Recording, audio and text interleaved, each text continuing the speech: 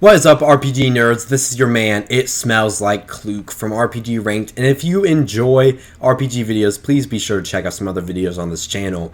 I will be posting a ton of Blue Dragon videos now, because now I've kind of ran out of Octopath Traveler 2 videos, and I'm just going to make whatever the heck I want now, and I love Blue Dragon, so I want to be someone who makes some Blue Dragon videos, because, you know, I haven't seen that many Blue Dragon rankings out there. So in this video, I'm going to be ranking not all the bosses, I know that's what the title says, but I'm going to do my top 30 because honestly, I don't even know 100% who, like some of the mini boss fights, I don't even know if I would classify as bosses and all that stuff. So I'm naming off my top 30, just ranking all of them. So let's get right into this. Before we get into it though, big shout out to Boss Battle channel for the gameplay in this video. Alright, let's get right into this. So number 30 is going to be the Moody Dragon, the first legendary dragon that you fight. And although it's very fun, I wouldn't say it places in the top 30 bosses because of the fight itself, because the fight isn't like amazing, but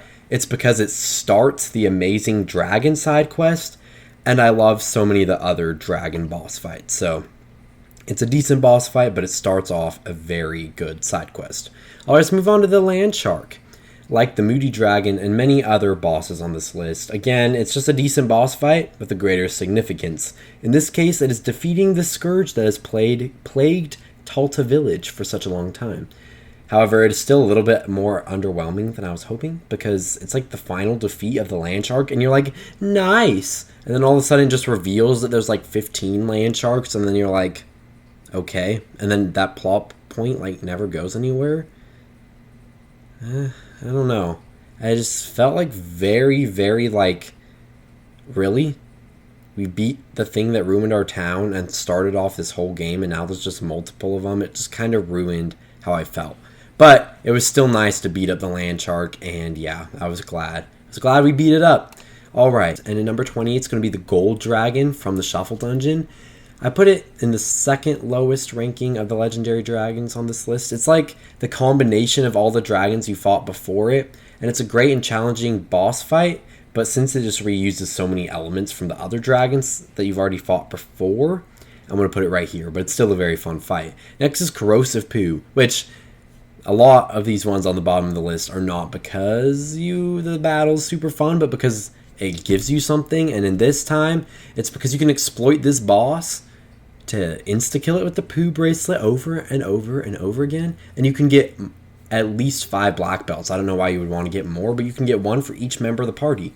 I explained this more in depth in my article on rpgrank.com, the special accessories ranked article. If you want to check that out, I'll also make a video for that soon. But yeah, it's probably the least interesting on this list, but it yields the best rewards, so I just kind of had to mention it. All right.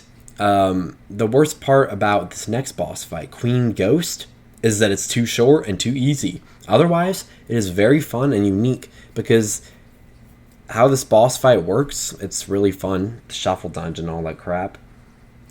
Upon getting hit, the Queen Ghost spins a roulette for a random effect, and you're able to manipulate this by hitting the boss until you get the desired effect, and then they'll use that on you the next turn. So sometimes they'll be like, oh, let's keep hitting the boss over and over again until I get something that won't hurt me too much, or you can just go really hard, beat the boss, do a ton of damage, and then be like, okay, now I gotta protect myself from one of these hard abilities. It's cool. Manipulating the roulette is awesome. However, it's just too short and too easy. Even in hard mode, this boss is way too easy. So yeah, I really liked it, but I just wish it was a little bit better. Ghost Yeet is like Corrosive Poo. It gives you one of the best rewards in the game, and the fight is definitely more fun than Corrosive Poo. The award isn't quite as good, but it's still very good. You can get unlimited ribbons by stealing from this boss and fighting it over and over again. It's very fun, and I love the Eat Yeet and the Ghost Yeet. They are both great bosses, but I just had to put this one lower on the list. Our next one will be the Azure Sentinel. There's so many in the bottom 10 here. I mean, obviously there are worse bosses than these, of course, because I'm only doing the top 30, but the Azure Sentinel is not one of the best boss fights in the game. but it's awesome because of the scenes after it and stuff. So first of all, you get to free loot a town and unlock barriers using the white device trapped. That is dropped, not trapped. You get to free the trapped people with the device dropped by this boss. So that is very nice. I love that. And also, you get everyone's shadows back. And it's awesome because this is the first fight you use corporeals. And corporeals are like the coolest thing ever. Although I do not know how Zola unlocked her corporeal off screen, but whatever. I really do like this battle a lot because you get your corporeals and stuff. But the boss fight itself is kind of mid, so I don't know. But those corporeal animations made me love this boss, you know. Alright, let's move on to the Amethyst Dragon. The second legendary dragon, it's way more fun than the Moody Dragon. I mean, it still ends up being pretty easy because it is just hitting the party with single target attacks, and the Guardian's total guard will make this fight so easy. But it's still a very fun fight. I mean, it's a legendary dragon, so... Next is the Stonosaurus. This is a very fun and epic fight. It's a much better version of the Flamboyant Dinoram or the Mechasaur. This boss is just a really good boss. However, just like Ghost Yeet, I do wish I could rank it higher because there's just so many great bosses. But this boss also suffers from having too little health for how powerful the party is at this point in the game. So it's not the most fun boss, but it is still a very fun and cool looking boss fight. Next is going to be the Spark Dragon, which isn't the hardest or the most unique dragon, so I kind of just like got it right here, but at least it has multi-target attacks, which the Amethyst Dragon doesn't have. It is still fun, it's still challenging, but it's not as fun as some other bosses on this list. King Pooh, I just feel like this boss fight should have been a little bit cooler, but it's still very good. I think I grinded too much to kill the Blizzard Dragon, that this boss became too easy, because this is supposed to be like the second hardest or hardest boss in the game, but nonetheless it's still a very fun boss. I feel like I should have ranked it higher, but I was so over leveled that it kind of just ruined the point. Next is the Kaiser Kalalon, the second of 4 fights from the Shuffle Dungeon on this list. It's a fun and unique fight. The point is that you are supposed to fight the whole boss as Kalalons, and it will it just insta-kills any character that isn't a Kalalon, so purposely going into this battle as a Kalalon and using the Kalalon strategy, I'll explain the Kalalon strategy in a different video, but it's really fun because the game finally acknowledges the fact that it made the Kalalon strategy and wants you to use it so you can beat this boss, and it's really cool. Alright, next it's going to be a Gold Mechoroba, which is my 5th favorite super boss in Blue Dragon. It is quite hard as its attacks can easily slay party members if it's not set up defensively. If you don't do a multi-monster encounter, it's pretty rough to actually like beat this boss. Of course, I use that because I didn't want to waste a bunch of time, but it's a great boss fight, and it'll kill you if you're unprepared, but if you prepare, you'll be fine. And it's not too unique, I didn't want to put it any higher on the list. Alright, next is Mad Eye, which is just an awesome fight. It was like, I was like, bruh, what the heck? This thing is weird. And it's just some random peddler, and then he starts like trying to beat you up. And I don't understand why he's not undead, but the fact that he summons waves of undead is really fun, and that you have to beat him up before you attack him. And it's not too easy of a boss, but it's not too hard of a boss. If you're not playing in hard mode, this might be like the hardest boss in the game outside of the super bosses, which is kind of funny, but the Tempest spell can actually wreck your party if you don't beat him fast enough. So I don't know, it's fun. You actually have to use some strategy, so I like that. Next is the Icefire Wolf Ghost. It looks epic, it feels epic, and it's a conclusion to one of my favorite dungeons in the game. So yeah, and it is a great difficulty level, especially in hard mode. It's fun. And the element change aspect, which I usually hate, is fine here because it's just switching between 2 elements, and it spices up the battle a little bit. Whereas in like, I don't know, like Hein and FF3 or whatever just made me want to throw everything out the window because it's just random elemental changes. I hate those type of bosses, but here it worked. I liked it. Next is going to be Flamboyant Dinoram, which is not really better than any of the bosses previously on this list, but it's the first time I ever heard Eternity, and this is one of my favorite songs and definitely my favorite boss theme in any game that I've played. I love Eternity. It is a great boss theme, and this boss holds a special place in my heart for being the first boss fight in the game. I might sound stupid for saying that, but I love this boss. Next is going to be Silent Coup, the first of 2 bosses that ever gave me a hard time in this game, at least in hard mode.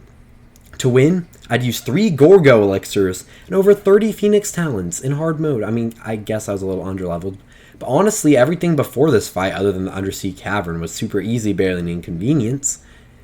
And the fact that this boss was fun. I like that I do some strategy. It's very memorable because once I actually beat it, I was like, oh yeah. It was really fun, and even if you don't play in hard mode, preparing for and avoiding gunman mode is fun. It's cool. He's awesome, It's a good boss. Next is going to be the Phantom Dragon. This boss is much more fun than the Spark and Amethyst Dragons because of the unique fact that it absorbs physical attacks.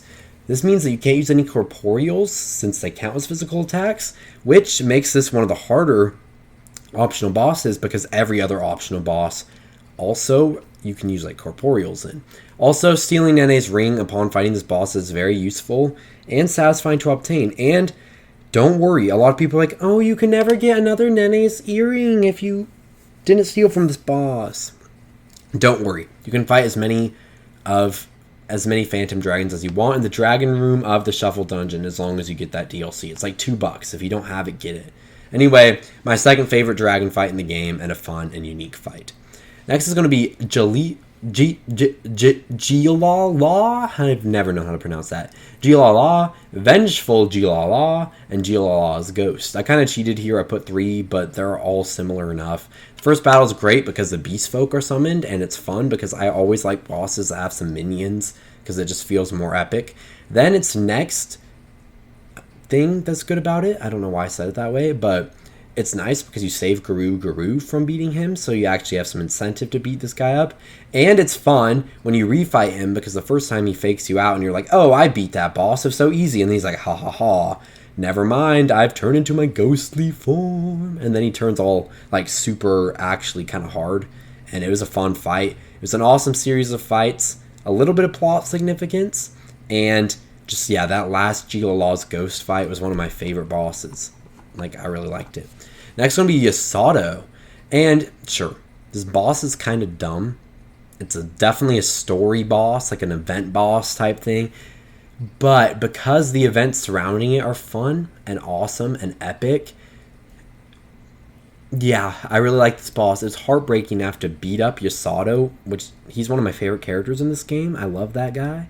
And, yeah, I mean, after you beat him up, you save him, so that's nice. But attacking him, that was kind of heartbreaking. And yeah, this boss was a good event boss. Like, usually I don't like these type of bosses, but I like this one. Alright, next is going to be Jumbo Mecharobo, which I am going to be putting in 10th place. Much like Yasato, this is a boss that is really cool because of the events surrounding it. However, this boss fight is so much better than the Yasato fight because you have to beat up the big Mecharobo, take out the leader of the 6 War Mecharobos, and then do it over and over again. It's a bit tough because the disassembled robots can counterattack, so if you use a water or ground spell, good luck surviving. But yeah, it's fun because it's not too easy and it's really epic in scale. And I still do wish that I could refight this boss and actually take the 100,000 HP. I wish that was like a super boss that you could fight just beating up the big dude, but whatever. Anyway, it's a very unique boss fight in and out of battle, but because you can't refight it and actually like take off that 100,000 HP, I'm going to admit that made me kind of bitter towards this boss because I feel like it could have been so much better. Anyway, Destroy, the final boss.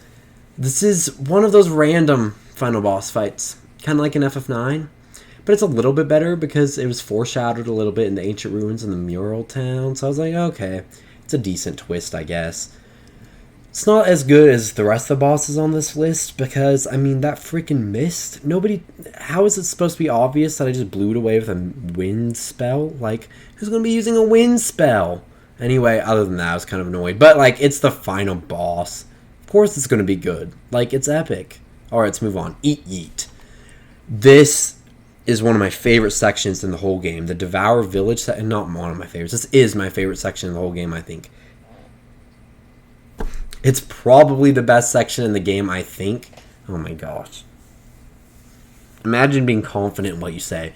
Like Yasato and the Jumbo Mecharobo, this is really good in terms of surrounding events, but also it is very unique because the first time you fight it, it's a Shu one-on-one fight because Shu is wanting to be brave and save everybody from this piece of garbage. But then, the second fight, it's Shu It was the only one with the shadow. I think this is the only boss fight in the game that you fight where nobody, some of your characters don't have a shadow. It's cool because Shu's the only one with the shadow, and then you get your other characters just supporting with items and stuff. It's a fun and unique concept, and a perfect resolution to the Devour Village portion of the game. I wish that we got like one more boss fight without our shadows, because that would be fun. But also, I mean, I guess the final boss can take away your shadows from time to time, so I guess I'm not complaining too much. Alright, the boss I think is the hardest boss fight in the game. Heatwave Sai, but only in hard mode. It's the hardest boss fight. This fight was so hard, and it was the first time I ever felt like, oh my gosh, Blue Dragon's actually hard. I played it in normal mode, it was so easy. Then I played it in hard mode, and I was like, oh my gosh, Heatwave Sai. I was finally able to beat it using Total Guard and a lot of barrier magic, but it was a lot of grinding. But yeah, it's a fun boss even if you don't play it in hard mode because of his high HP, his speed, and his strength. And it's fun, you can blow up his own bombs in his face. It's a pretty difficult boss, but a fun boss. Next is Ultimate Zombo. This fight allows the player to finally triumph over Zombo and his henchmen after having to beat them up multiple times throughout the rest of the game, which is very cool. It has the highest health of any mandatory fight in the game, and also allows you to finally have a chance to fluidly use all your abilities without instantly demolishing the enemy. This is like one of the few times in normal mode where I was like, actually, I'm not one-shotting everything, or I'm not three-shotting the boss. It actually has a good amount of health. However, yeah, it's still pretty easy, but in hard mode, this is a very fun fight. And it's very cool because after the boss fight, Zalbo joins your side and betrays Nene. That was awesome. Anyway, it's a great and beefy boss fight, and it's a good endgame boss. Alright, my favorite dragon in the game, the Blizzard Dragon. By far the hardest dragon, and probably the hardest super boss in the game, in my opinion. It's a ton of speed, powerful multi-target, multi-strike. It hits multiple times on all characters, and a huge health bar. The Blizzard Dragon's just an awesome fight. It swept the floor with me at rank 50, so I actually had to use some strategy. It took me quite a few tries. After a lot of planning, though, I did beat this boss. So, my favorite legendary dragon fight, and my second favorite super boss fight because it required a lot of strategy. Alright, next is going to be Nene. Being the final boss, Nene just had to be high on this list. I mean, I guess he's not the final boss, but the first two phases of the final boss. The first fight with Nene is awesome. The one at the Flying Fortress at the beginning of the game. It's a great introduction to him as the primary antagonist, and it's awesome how much he wrecks you. Then the second fight is rather mediocre, except for the scene in which Zalbo disables the glass mirror, so that's nice. But the third fight with him has a blend of amazing cutscenes, great music, and unique gameplay. So all three of these fights are awesome and have great cutscenes surrounding them.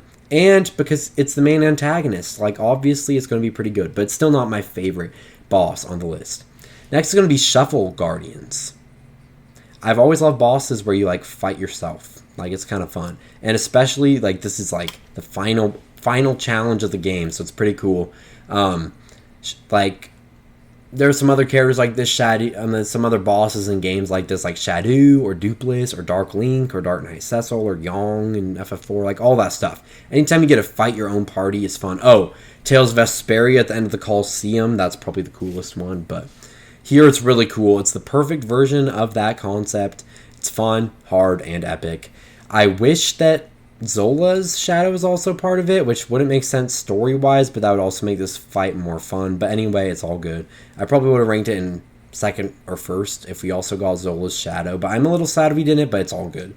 Next is going to be Zabo's Henchman, aka Grand Zabo. What am I saying? I love large-scale boss fights with multiple targets, and I love multi-phase boss fights. And this boss is both of them. You get to fight 5 bosses at the same time, and then right after that, as a weekend party, you get to fight why do I keep saying Grand Zabo right after that. So you get to fight like 6 enemies in a row, and it is very fun. It's just epic.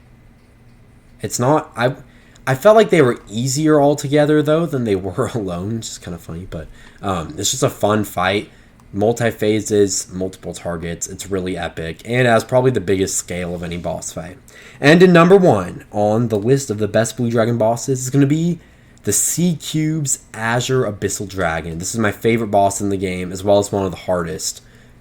Not one of the hardest in terms of super bosses, but in terms of normal bosses. This boss can easily wipe out a party that doesn't have a really good strategy or is really overleveled.